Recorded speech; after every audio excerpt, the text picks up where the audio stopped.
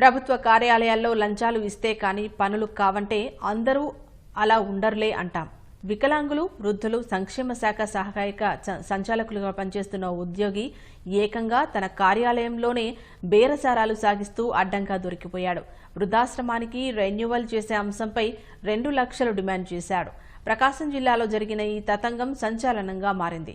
1/2 కోటి పనికి 2 లక్షలు ఇచ్చుకోలేవా అంటున్న అధికారి మాటలు మీరే చూడండి.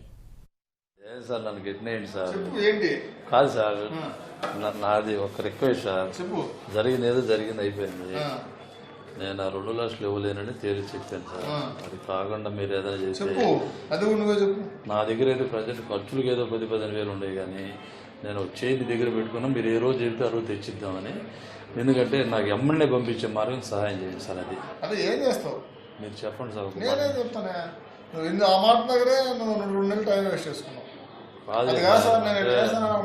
నేను మాట అన్నాను అనుకోండి, నా ఫీలింగ్ ఎట్లుంటుంది అంటే నేనేం తక్కువ అన్నానేమో నలుగురితో పాటు. 50 లక్షల రూపాయల పని 20 చేస్తాం. అది 3 కదా సార్, 2 ప్రాజెక్టులే కదా sir. Day care sir, day care 2 files. అసలు కష్టం కదా, 0 ప్రాజెక్ట్ నీకు ఎట్లా ఇస్తారు? ఎందుకు ఇవ్వాలి? సపోజ్ యువర్ ఆఫీసర్ ఏం చేస్తావు నువ్వు? పొదుగులు ఎట్లా వచ్చినా టైం వేస్ట్ చేయదు. నువ్వు ఏం చేయదలుచుకున్నావో ధర్మంగా అవతల 10 రూపాయలు వచ్చినప్పుడు 5 రూపాయలు కన్నా రా. 25 తెచ్చాను సార్. తెచ్చి ఎవరికి ఇస్తావు చెప్పండి మీరు.